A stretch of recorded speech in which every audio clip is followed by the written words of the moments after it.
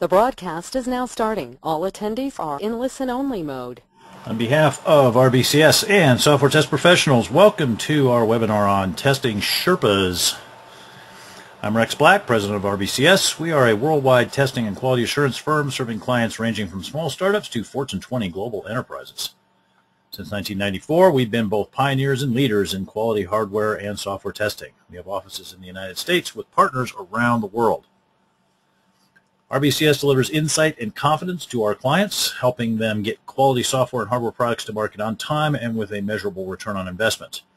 Our team of international consultants deliver customized training, consulting, and outsourcing services for companies that are looking to improve their test and quality assurance practices. RBCS has helped hundreds of companies reduce development and support costs while assuring their best quality products are delivered to customers. I am the author of 12 books on software testing. I have a degree in computer science and engineering from UCLA, and I'm the past president of the International Software Testing Qualifications Board and the American Software Testing Qualifications Board. We are presenting this webinar in partnership with Software Test Professionals. If you haven't visited their association website, check it out, www.softwaretestpro.com. Attendance at today's webinar does earn PMI PDUs. You will receive an email giving you the details to claim the PDUs. Thank you to Ken Young for reviewing the materials for PDU status and offering valuable comments. Note that PDUs are available for live webinar attendance only. Before we start, a couple housekeeping notes. If you have any questions during the webinar, submit them at any time, but please note that I only look at them at the end. Also, you do not need to ask for presentation copies. The presentation is posted on the web, rbcs-us.com. Go to the Resources tab in the upper middle and then navigate from there to the Basic Library. You also don't have to ask how to register for the free e-learning. Simply by attending, you have been automatically registered. Check your email over the next couple days and watch the spam filter. If you are having problems with the audio or visual components of the webinar, please contact GoToWebinar support. Usually the problems turn out to be either browser incompatibility of some sort or another, or audio settings on a PC, or company firewalls. So those would be the places to start. Hope you enjoy this free webinar from RBCS. We do these as a service to the software testing community because at RBCS we're a not just for profit company. Now, today's presentation is on testing Sherpas. Those not familiar with the term Sherpa, you might be familiar with this guy, Tenzing Norgay. Tenzing Norgay was the Sherpa, that is the Tibetan guide for Edmund Hillary on his ascent to the top of Mount Everest. A good independent test team is like a Sherpa. They can guide the organization to better testing and higher quality. So, I'm a big fan of independent test groups, and talk about those today and try to answer a number of questions that are brought up by independent test groups. What are they? What makes an independent test group independent? What is it supposed to do? What are the objectives? What services does it provide? Does it achieve those objectives through those services? What are our organizational options? Strategies. What strategies are available? How can we measure how the processes are working? What risks do we need to address? And what's our business case? So we'll look through those here over the next few minutes. So first, an independent test group has a number of properties. At least to qualify under my definition. They would need to be composed of professional testers and test leads, people who have actually chosen testing as a profession and have picked up some degree of knowledge and skill in it. For example, getting ISTQB certified and being involved in testing for a number of years. It should be managed by a test director or test manager, who in turn reports to a manager that is not part of the project team. In other words, not the manager of the group should be a tester focused on testing, and they with some ideally some kind of testing background, and they should not report to somebody who's got immediate product delivery responsibility, as those people often have incentives associated with schedule and budget targets that would interfere with independence. Independent test groups should have their own environments, test environments. They shouldn't have to share an environment with development or with, say, users for staging. There are ways to make that work, and I'll point some of those out. Point one of those ways out later. But they should have their own environments that they're in charge of, and there's also tools that will typically need to be involved. And ultimately, they should be able to provide an independent assessment of quality. There shouldn't be any impediments to them giving their honest opinions about the quality or lack thereof of the software they're testing. So I'm going to look at a number of case studies and use a few organizations over and over again for these case studies. So one of these is a large bank in Australasia that has a very, very effective and efficient independent test group. I'll mention the specific KPIs or key process indicators that can use to measure that a little later, but they are truly a remarkable bunch. They are responsible for system integration testing, and they also play a supporting role with various other testing and quality assurance activities that go on throughout the software development lifecycle. So let's take a look at that and how that works. Let me get the highlighter up here. So they follow what they refer to as a train model for their releases. So every couple months they have a release that gets promoted into production, and so before it gets promoted into production, it has to go through a system integration test and a UAT. And so what happens is that system integration test and UAT period is a fixed amount of time. It's like a couple months, what happens is at the very beginning of that, there is a check done on all of the projects that are currently in flight to determine are any of these projects ready to move into UAT. And it's based on certain metrics associated with the system testing that's being done on those projects. Now, each project moves on its own independent time track, so where it gets synced up is when it quote-unquote catches the train for the system integration testing. So you see on this diagram that projects 1, 2, and 3 were sufficiently done to make the May release train. That's what's happening here. And then projects 4 and 5 missed it, and they have to catch the July release train. They weren't done. So done, again, is defined based on the status of the system testing being done. Now, as I said, the team is responsible, the independent testing is responsible for system integration tests, but actually their involvement in promoting quality starts right at the beginning of each project. They are involved in the specification, requirement specification and design specification reviews, which are mandatory. They're a mandatory part of the process, and they provide a moderator for that, and that's a service that they provide. They collect the metrics on it and so forth, so it really helps the project out in terms of making that process smoother and more professionally run. And by the way, the projects here, I'm showing these in a sequential lifecycle model. They actually also use agile life cycles quite a bit. The only difference would be that there would be a sequence of iterations, and then whatever had been through testing and the iteration that was completed right before the May release or July release, whatever release train leaves the station, whatever iteration was ready to deliver into that, they would deliver into that, and then they would deliver more later into subsequent iterations. So it's just kind of like whatever life cycle we're following, if it's ready to be integrated, it's integrated. But anyway, so the independent test team organizes the requirements and design reviews.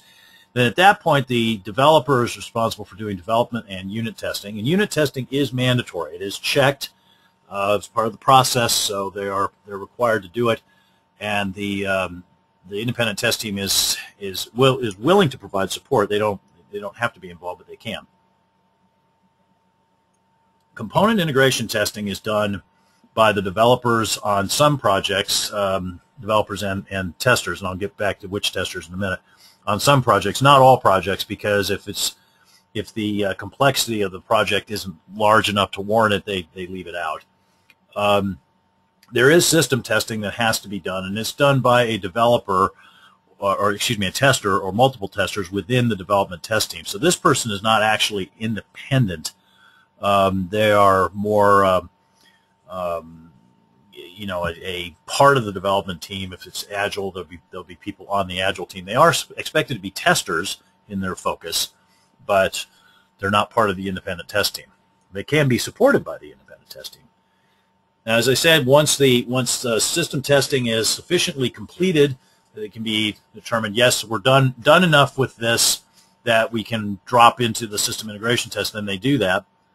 And then at that point, the independent test team does the system integration testing. They also use outside resources, in-source testers for staff augmentations and so on. And they pull in security testers out of the bank security team. And then they are involved in supporting UAT. The UAT happens in their environment, but it is their environment. It's not owned by the users. And the UAT is done by expert end users, again supported by the independent test team. Now this team is phenomenally successful, and they typically find somewhere between 99 and 99.5% of the defects. And this is measured. They do this, calculate that metric on a quarterly basis, looking over the last, I think it's a year or 2 years. So very, very effective way of organizing, and notice it works either with sequential development lifecycle models and Agile development lifecycle models.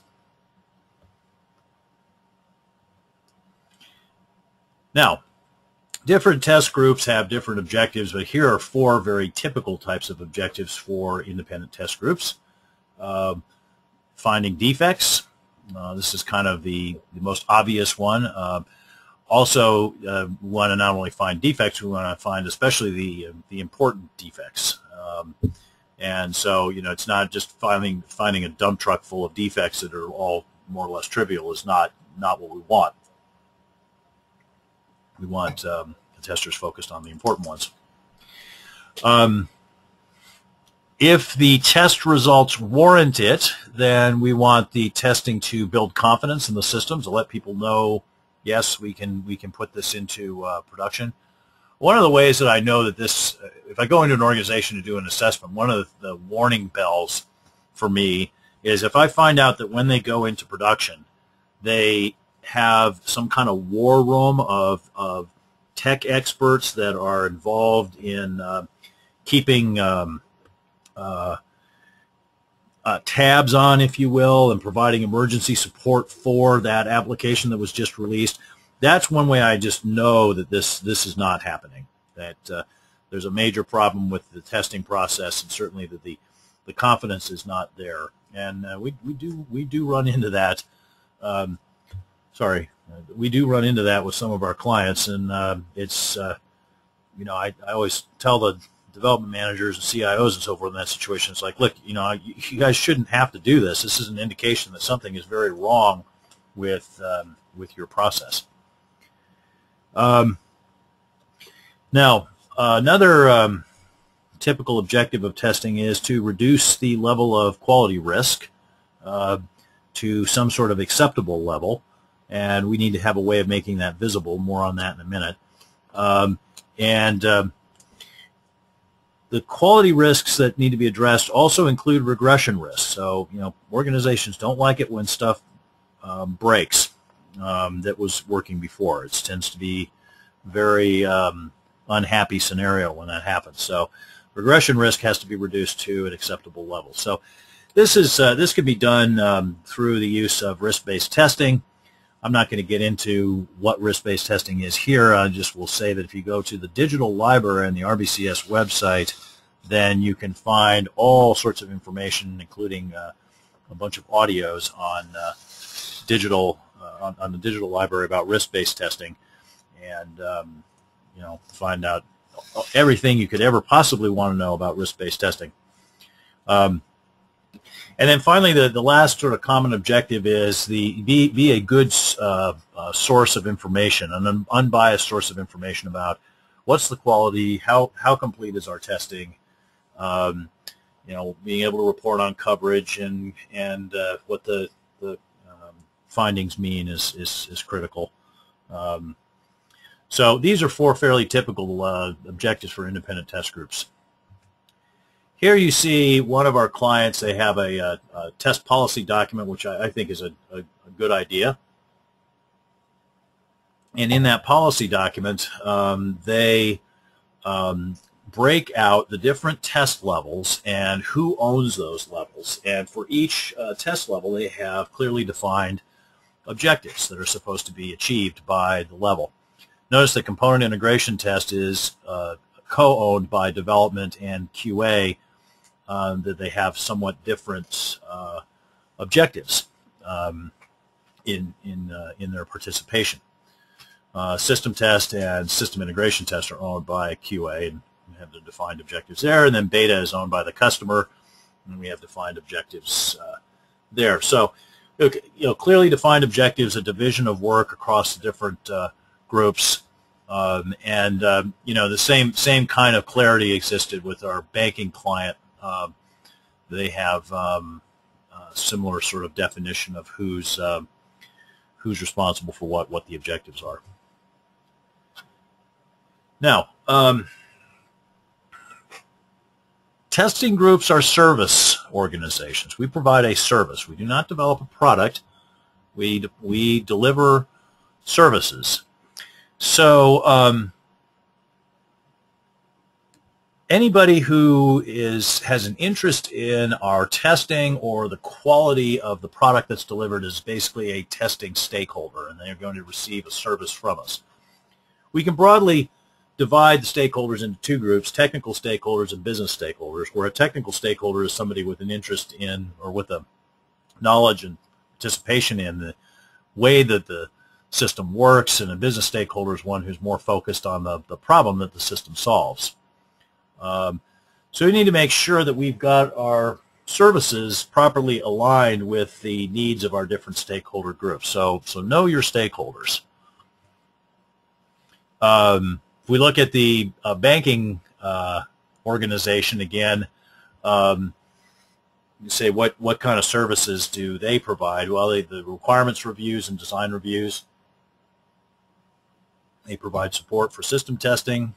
They do the system integration testing. They support the test environment and the tools and so forth. They create automated tests for various levels of testing, and they support the user acceptance testing. And one of the things they do, in addition to having KPIs, which I'll talk more about in a bit, they have surveys that they do fairly frequently. They survey their stakeholders to basically how are we doing, though they're much more specific than that. Now, I don't have time to get into like how to do surveys here. This is something I talked about recently in a webinar, actually a presentation on measuring measuring testing service providers, and I think I did a recorded webinar on that. If I haven't, it's coming up soon. But anyway, one of the things that you do with the survey is you have specific statements, and you have people react to them using what's called a Likert scale. That's L-A-K-E-R-T. And you might do a little research on that if you're not familiar with it, because you want to know how well you're satisfying your stakeholders when you're in a service business. Now, how to organize the test group. There are various options, and so we need to think about skills as part of this. Do we want to be specialized or generalized, which I'll explain in a minute? Also, do we want to assign people on demand or over a longer term? Now, life cycle does have something to do with this, and in Agile projects, what we see is an emerging best practice is to have an independent test team where some of the testers are matrixed into, if you will, the development teams, the sprint teams. So you'll have one or maybe two, depending on the size of the team, testers who are assigned long-term into the development team. That from a management point of view, they report to the test manager, but from a day-to-day work activity point of view, they are part of this self-directing team, and that works out very well for those of our clients who do it. We would encourage clients to avoid the on-demand model where people are just assigned to be participating in the sprints at the end of each sprint as part of testing and jumping from one sprint to another, because that's really in conflict with what the Agilists would refer to as the whole team approach. So you want to have that matrixed in. Now, it's important that keep in mind that not all activities are sprint related, and so long-term activities or activities that don't have anything to do immediately with a single sprint, such as performance testing, system integration testing, creation of test data, support of test environments, and so forth, the people that are responsible for those should typically be part of the independent test group and not assigned to a sprint. Now let's look at this specialized and generalized. So specialized team, the way that works is that you have people that have particular skills, and they get assigned to projects based on those skills that they have and the needs of the project for the duration of that project's need. They might be on 2 or more projects at any given time, that can be a little tricky. You've got to be careful with other managers as to how you manage that, because that can create some conflict sometimes if somebody feels like their project's being underserved. This is a good way to organize a team that is very effective, because if you set this up right and you have sufficient staff, then you'll always have exactly the right set of skills working on any testing task. And having people with the exact right set of skills can make a significant difference in terms of the effectiveness of that. I believe that the figure from Peopleware, Tom DeMarco and Tim Lister's book, is that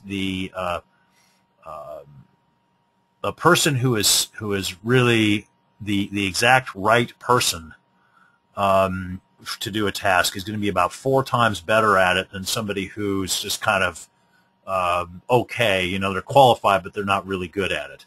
And, you've probably seen that before. So it does lead to a very high degree of effectiveness. Unfortunately, it's not especially efficient, because what can happen is that you can have situations where people on your team, some of them are overbooked. They're working crazy 60-hour weeks trying to keep up with their load on multiple projects.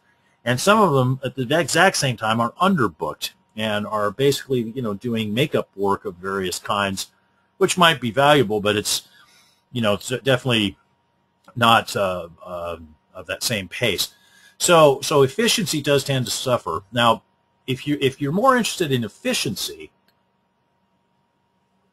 then you might want to go with a generalized approach, which is that you strive to have,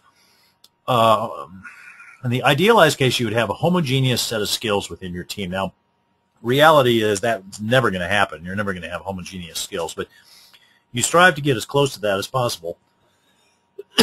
Excuse me. And then people are assigned to projects or sprint teams or what have you, and they stay on for as long as they're needed. So you don't have people getting popped on and popped off of the projects. And this is basically what it would look like with an agile type of organization, that you're assigning people to provide services into those teams.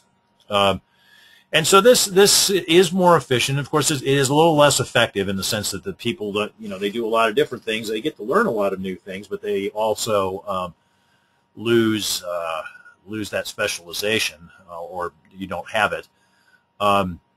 It is particularly good if you have some testers who have focus issues and are not very good at managing their time across multiple priorities. And I'm sure if you're a manager, you've run into some people like that. You do have to be careful that the testers are not sort of subverted by the development manager, in the sense, subverted is a strong word, but what I'm referring to here is that the testers start to identify more as part of that development team and less as independent testers. And, you know, the development manager is very charismatic. You might, well, you know, let's not worry about those less important bugs. Let's not even report those now because, you know, after all, we don't want to get in the way of the release. And the tester's like, oh, yeah, you know, sort of Jedi mind trick thing. These aren't the bugs you're looking for. You know, you do have to, as a manager, managing in this situation, you have to be a little careful about that.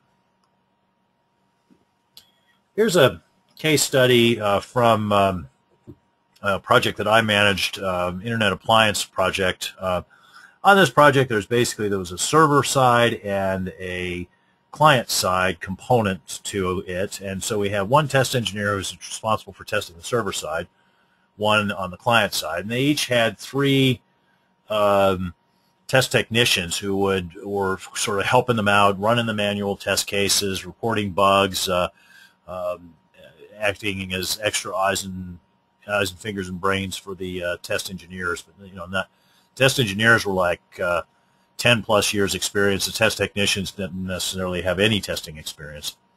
We had a couple test toolsmiths who were building automation tools for us. There weren't commercial off-the-shelf tools for what we were doing, so we were building our own. And then we had a usability engineer who was responsible for doing usability testing of the UI with actual customers. The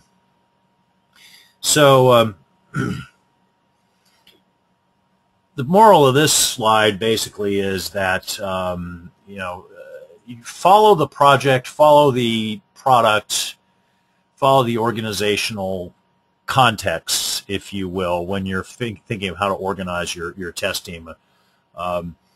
You know, what's a perfect organizational structure in one team would be perfectly horrible in another, just because it's not a good fit either to the product, the project, or the organization. Now, test strategies. What do I want to say about this? Well, I did a webinar on this, and there's a recorded webinar out there going into great detail on test strategies from around the world, talking about different test strategies. So if you want to get into this in detail, I'd encourage you to listen to that recorded webinar. But basically, we can say that there's broadly there are seven different testing strategies. And before I get into the 7 different strategies, I want to mention something that some of you may have heard of this, what I would consider a very pernicious idea of schools of testing. Well, basically, when people talk about schools of testing, what they're actually talking about are different strategies. And the mistake that these folks have made and are promoting in testing is that this belief that you actually have to pick one of these quote-unquote schools of testing, that are really strategies, and stick with it exclusively. And that's just a bad idea. I mean, a strategy is, you know, a way in which you're trying to accomplish something. You know, to say that you have to pick one way to accomplish things and be faithful to that and eschew anything else is it really limits you. So if you hear somebody talking about schools of testing and saying, well, I'm in this school or I'm in that school, you think you should be very skeptical about that person, because you know, I think that indicates that they are very closed-minded about some of these other strategies. So let's go through the different strategies here now that I'm done with that little rant. We have analytical strategies. So in an analytical strategy, testers get involved early, and they do either risk analysis or requirements analysis, some other kind of analysis, at the beginning of the project or at the beginning of each iteration, and they identify the test conditions that they want to test. And everything flows from that analysis. Model-based strategies are where you develop some kind of model of how the system works, and your tests flow from that model. So, for example, a lot of performance testing is done based on load models. Methodical test strategies are where you have some sort of standard kind of checklist or test conditions that you're going to go through, and you do that every time, same way. A lot of sort of user interface and usability testing can be done using checklists of certain kinds of rules of thumb of good usability patterns, and also look and feel standards. Process or standard compliance strategies are where the focus is on complying with a particular process. So one of our competitors has a training course that's all about teaching people how to do a IEEE 829 documentation standard compliant testing, and of course in the agile world, people try to comply with the principles and ideas of agile development. So those would be process compliant. Reactive strategies are where you basically you look at the system that's delivered to you and you say, oh, okay, so based on this I'll do that and I'll try that, and then you learn more and you try some other things. A hallmark of a reactive testing strategy is a heavy emphasis on exploratory testing of various kinds, or the use of Whitaker's attacks technique, fault attacks. So that's reactive. Directed is where some outside entity tells the test team what to test. So, for example, if you were producing a mobile app and you hired a testing service provider to do compatibility testing of that mobile app, then you might use a directed strategy there. Basically, you're going to direct them in terms of what to test. And then finally, regression-averse strategies are where there's a heavy emphasis on reuse and rerunning tests, and automation is often a hallmark of regression-averse test strategies, though it's certainly not, automation isn't always the only thing going on. So to go back to the Internet Appliance project that I mentioned, what strategies did we follow there? Well, we did not follow just one, because I never follow just one, because I use the ones that are going to work the best, and it's usually more than one. So we did analytical risk-based testing and analytical requirements-based testing. So we used two different variants of an analytical strategy. Worked with stakeholders to identify risks and assess those risks, and we also went through the requirements and identified test conditions based on that. Our performance and reliability testing was model-based. We had various statistical models for the load that the system was going to be under. We did about 10 to 20% of the test execution effort as a reactive strategy, specifically doing exploratory testing. And we also were very regression averse. We had a standard set of tests that we would run against each release, and some of those tests were ultimately automated. And what we found with this project, what we found really with all of our clients, is that the blended test strategies, where you blend together different strategies that complement each other's strengths and weaknesses and allow you to do certain things, are really the best strategies, the most effective and efficient. So, key process indicators, how to know that you are achieving your objectives. So, I said, we have objectives. You want to have defined objectives, and a good way to manage that is to put those into policy documents. And then for each objective, think about what it would mean to be effective at it, what it would mean to be efficient, and what it would mean to satisfy your stakeholders. That's what I'm referring to here as elegance, that doing something in a way that is seen as graceful or well done. Pardon me.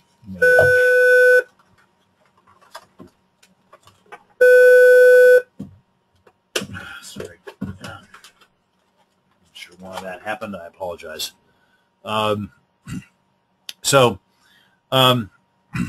Think about how to measure each one of those elements: effectiveness, efficiency, and elegance. If you can't measure it directly, come up with some sort of surrogate metric, something that you can measure that will tell you about what you're trying to measure. And then set goals. Now, you can come up with the goals a couple different ways. One is you can measure your current capability, which is called baselining. And you can also go out and look at industry performance, which is called benchmarking. Once you've developed your KPIs, your key process indicators, then you want to periodically measure how well you're doing. And if you're not doing as well as you'd like, or if you want to raise the bar on yourself, then you implement improvements and continue to measure how you're doing against those KPIs with those improvements in place. I talk about this at length in my book on my ebook on metrics. If you're interested in that topic, I also believe I did there's a recorded webinar on testing metrics that's out there on the digital library, available for free if you want to take a look at that. Here you see an example of some KPIs that I defined for a client here. Let me highlighter on again. So this SOSS risk, this is a abbreviated name of an objective. There's a separate worksheet that defines the objectives. So this is kind of a short name of it. It's an identifier. And then we go, okay, how effective are we at covering risk? So that's the question. Excuse me. Notice that we've got dashboards indicated here. That basically says who's the recipient of this. What dashboard does it go on? Is it executive level? Is it management peer level? Is it at the project level? Those were the three different levels of dashboards that we defined. So here we've got the data sources listed, whether it's currently available. Notice we've got a lot of no's. There's a goal that was set. We have notes, and then over here in the metric column, whoops, I don't know why it did that. I'm sorry, I cleared off the highlights. But over here, this is a link to another spreadsheet, another worksheet, excuse me, within the spreadsheet that has the actual calculation of the metric, and it showed how the metric was calculated, and it showed an example of calculating it. So this was a big integrated spreadsheet that had a bunch of worksheets in it that related to the different metrics. So that can be a good way of getting it all in one nice tidy bundle. Now, as I said, I'm a big fan of independent test teams, and they provide a lot of advantages, but there are some risks. You can manage these risks as long as you're aware of them and take steps to do so. So there are, of course, other risks, but these are like the three ones that I guess I've seen over and over again. One is where the developers basically abdicate their responsibility for any sort of unit testing or anything and go, yay, we have an independent test team, let the testers do all the testing.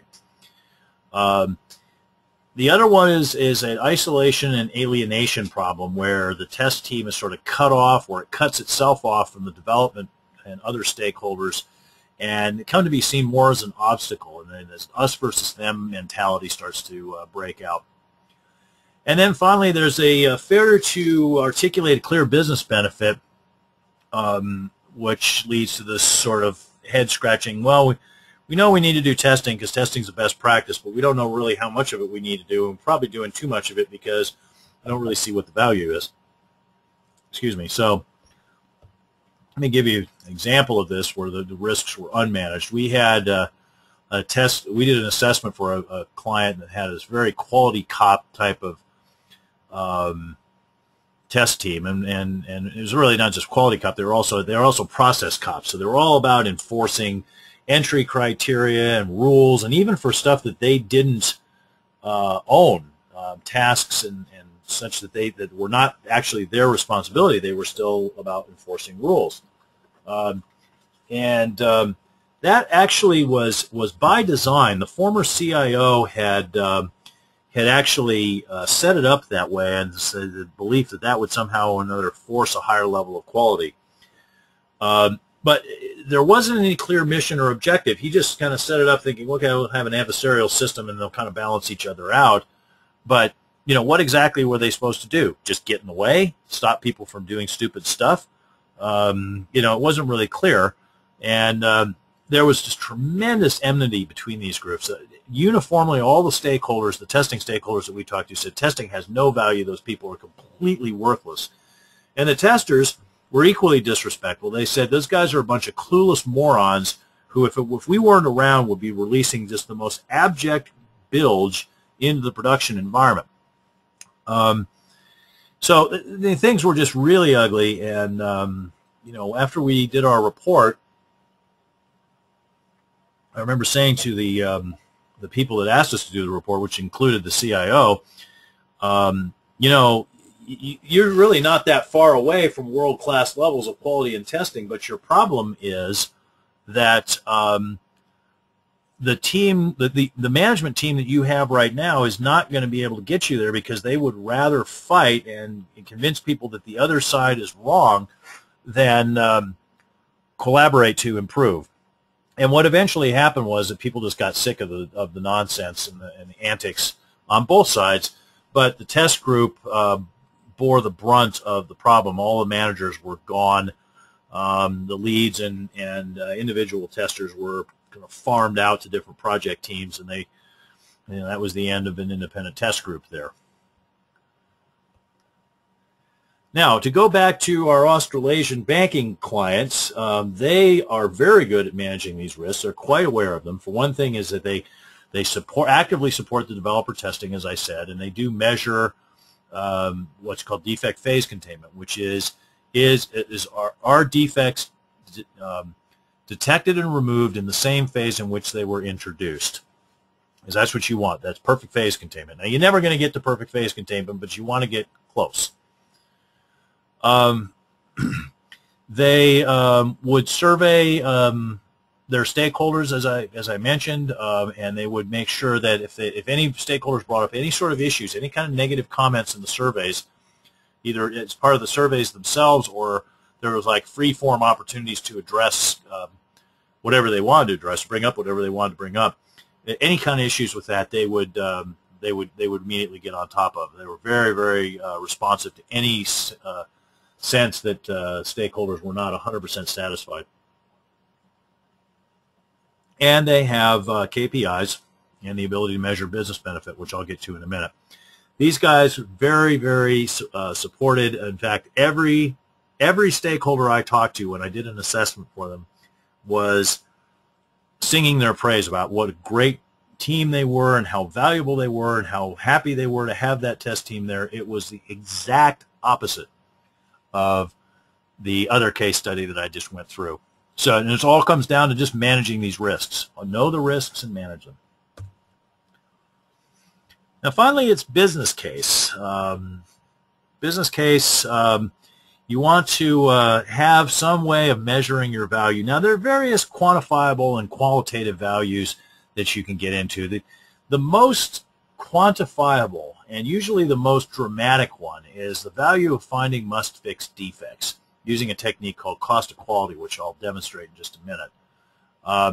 All of these other values, while some of them are measurable, usually what I do is just focus on the measurement of cost of quality for the value of the must-fix defects, and then mention, oh, by the way, that doesn't capture all of these other values which we're doing.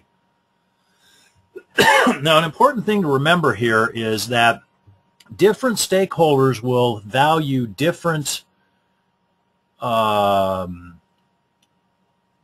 things that your independent test team does. So one of the things that I think is important is always remember when you're communicating with a stakeholder to communicate with them from the perspective of what you do that they value. Don't talk about process. Don't talk about things that they don't value, that other people value. Talk about how what you do delivers value for them. You want to keep that right in front of them, right? Why is this valuable? Especially when things get a little bit tense and painful, which they can on projects. Make sure that you're reverting back to the value that we are delivering for you, why we're doing this. Now,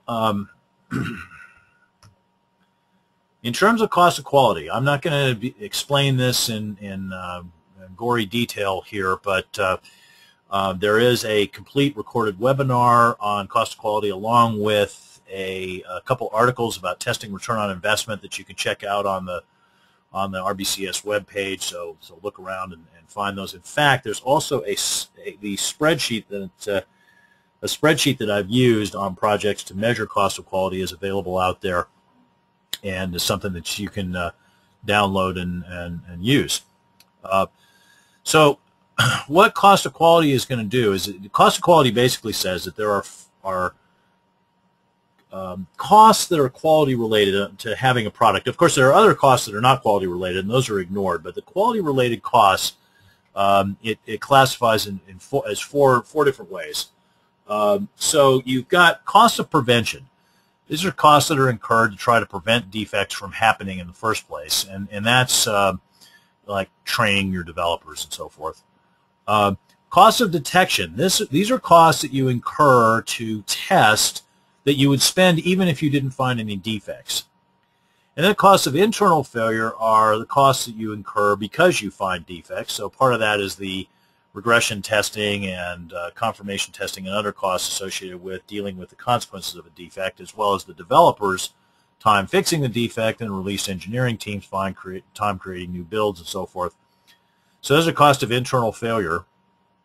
And then cost of external failure are the costs that are incurred when defects are not found and removed prior to release, but end up being dealt with post-release. Now, what we typically find when we look at this with clients is that the average cost on a defect-by-defect basis of detection and internal failure is way, way less than the average cost of external failure, again, on a defect-by-defect basis. So the return on investment for testing returns on that difference, and it's often like 800%. Like $1 spent on testing saves you $8 net down the road. This, by the way, was shown there's a study by a fellow named David Rico, who did this study for the Department of Defense, who showed that the average return on investment for testing was 800%. And we've seen it range from a low is like 200%, all the way up to 3,200% on one particular organization. This is a case study of the use of cost of quality to try to show the business case and return on investment for testing. And again, this is illustrated with there's an article out on the website if you want to go through this in detail. But to focus on the key points here of the analysis, what we see is our detection cost per bug is $267, and our internal failure cost per bug is $833. So the total, that's $1,100 to detect and remove defects prior to release, compared with the external failure cost per bug, which is $3,000. So that basically means that each time we find and remove a bug prior to release, we save $1,900. Now, we found 1,500 bugs on this particular project, so 1,500 times 1,900 gives you $2.85 million. That's our net benefit, and a 713% return on investment, so fairly typical testing ROI there. Again, this you can read the details of how this all played out, and how the analysis was done on that testing ROI article. Okay, so we've looked at ways that independent test groups can bring objectivity and support different objectives within the organization based on the needs of particular business and technical stakeholders. We looked at different options for organizing your independent test teams and different kinds of strategies that can be used to achieve the objectives and provide the services. We've also looked at ways to put KPIs in place to measure how well you're achieving your objectives. common risks associated with independent test teams and how to manage those risks, and the business case. And again, all of these main points that I'm making here are supported by other recorded webinars and so forth that are available for you to download, or videos or templates and articles and so forth. So there's a lot more information on the specifics of each one. Alrighty, so in the Q&A period, I'm going to put up the advertisement, undock the questions pane, and invite people to submit their questions. Start us off with some email questions here. A question here about, we are following an agile approach. Do independent test teams work in agile situations? Yes, as I said, what we can do is we can have an independent test team that then assigns some members of the independent test team to work embedded within the different sprint teams, and that'll allow you to have that whole team approach that the agile advocates promote, while at the same time preserving independence. Now, remember that some testing tasks are best done outside of the sprints because they do not provide benefit to a single sprint or to or even to a single project. So things like performance testing, data creation, and so forth are often best kept as separate activities done by the independent test team, not as part of the members of the test team that are assigned into the sprints. Now, another email question here. Why is independence important? So there are a number of things that I think are important about independence. One is you want the people doing the testing to be very much focused on testing. And when they work within the context of an independent test team, a team of professionals, then they see that as something that is valued, and they will be focused on testing. If there's not such a cadre, if they're just embedded within a team of developers, and the question, is, well, why is what I'm doing important? I'm overwhelmed by these other perspectives. That's also related to the other thing that's important about independence, which is making sure that we have a career path for testers. If testers are not independent, but they're embedded within development teams, then what's their career path? Where are they going next? Does it make sense to invest a lot of time and energy, say, getting ISTQB certified and improving your professionalism as a tester, or do you want to just be looking at where you're going next, which is probably not going to be a test role, and focus your skills growth on that? Certainly from a point of view of effectiveness and efficiency, the independent test groups are more effective and efficient. I think this is borne out by some Capers-Jones studies that compare the relative effectiveness of unit testing, which is typically around 25% defect detection effectiveness, versus the typical number we see for an independent test team is about 85% defect detection effectiveness. The objectivity, having an independent assessment is really important. People who are not independent, they just get very caught up within a viewpoint, and you get editing and self-editing things that happen without independent testers.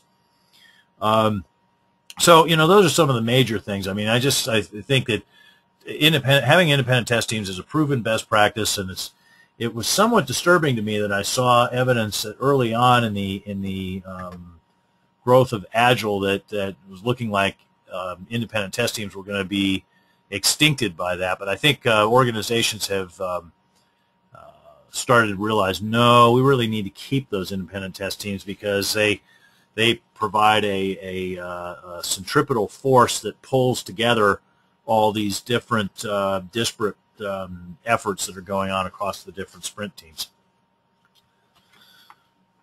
And another email question. Does having an independent test team mean the developer shouldn't test? No. As I mentioned in the presentation, the best test teams had a structure that had developers testing and users testing, involving the right stakeholders and right participants at the right time. Certainly developers who want to see code reviews, you want to see good static analysis of the code, you want to see unit testing, they need to participate in component integration testing. So having an independent test team is absolutely not about saying our developers don't need to test. Okay, so we have a question here from Akshat, who says, if I want to take an initiative for coming up with an independent testing group in my organization, what is it that I have to keep in mind to propose this plan? So, Akshat, what I would say is that well, there's a rule of sales that says that people move away from pain 10 times faster than they move towards a desirable situation. Now, I'll illustrate this with the example. I think it's not a testing example, but it really does illustrate this.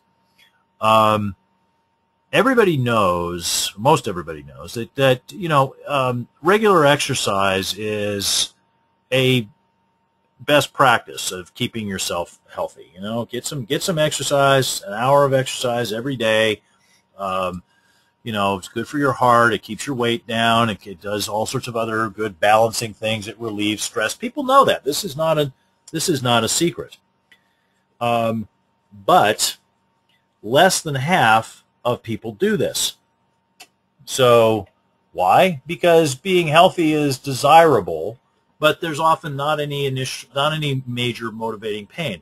Now, you find somebody who's had a heart attack, say, because of not sufficient exercise, being overweight and so forth, you're going to find that guy in the gym all the time because he's motivated, because he has pain.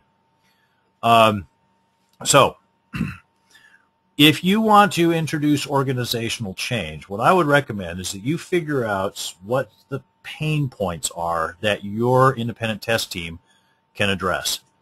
Are there too many bugs in being released to the customers?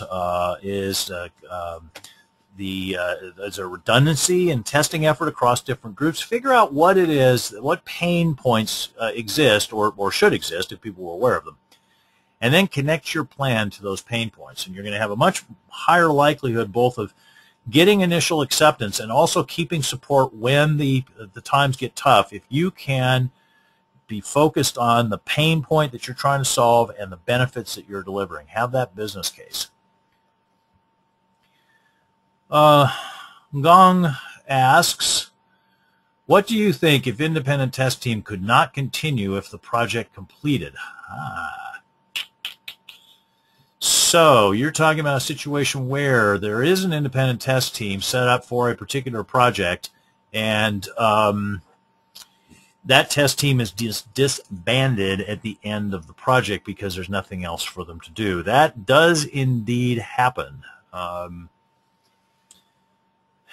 It is, yeah, it's unfortunate. When you have varying levels of workload for testers, you're always going to have this risk that the testers are going to be laid off or given other work assignments in between testing jobs. And this can also indicate a failure to understand good testing practices too. If the idea is to bring in some massive number of testers, inject them at the very end of the project, try to beat the code into shape at the very end, testing quality in, you're going to have these extreme peaks and valleys in the number of testers needed. So that's really just that could be symptomatic of just a bad understanding of how testing should be approached. Now that said, there will typically be some sort of peaks and valleys when you're working in an independent test team within a group. So what I would recommend is that you identify what the valleys are. What's the minimum number of people that need to be involved in testing tasks at all times, doing things like planning and analysis and so forth, and building automated tools, building data and so forth, and staff for that level. Have that level of staffing. And then when you have peaks on a project, look at using some form of staff augmentation or testing service provider to handle that peak load. Now, you have to be careful. The testing service providers are going to get in there and they're going to start talking about managed services and this and that, and they're going to want to do all of it.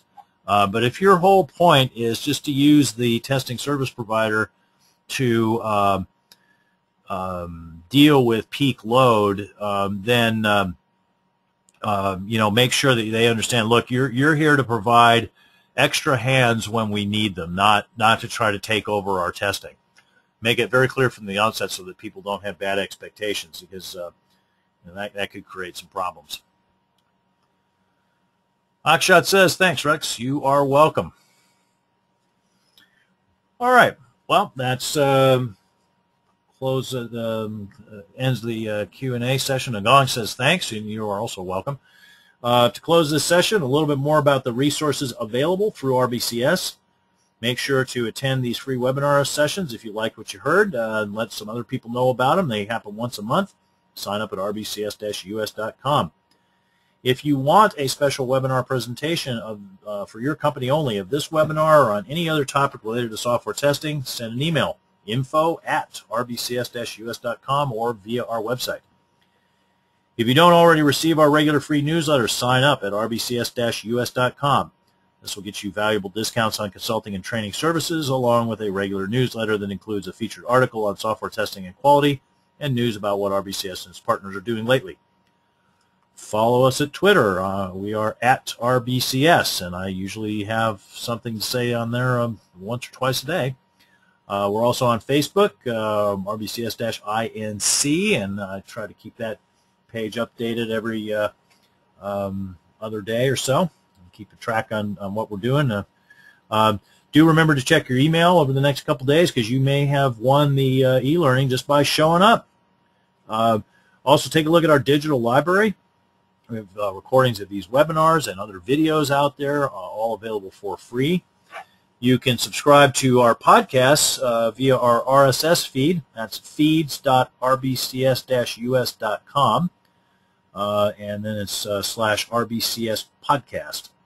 And you can also enter RBCS podcast into the iTunes search string if you're using iTunes, and subscribe there. And we are on YouTube, so you can subscribe to the RBCS channel on YouTube, and these recorded webinars get posted there. So lots of free resources, and we offer these free resources as a service to the software testing community, because at RBCS we are a not-just-for-profit company.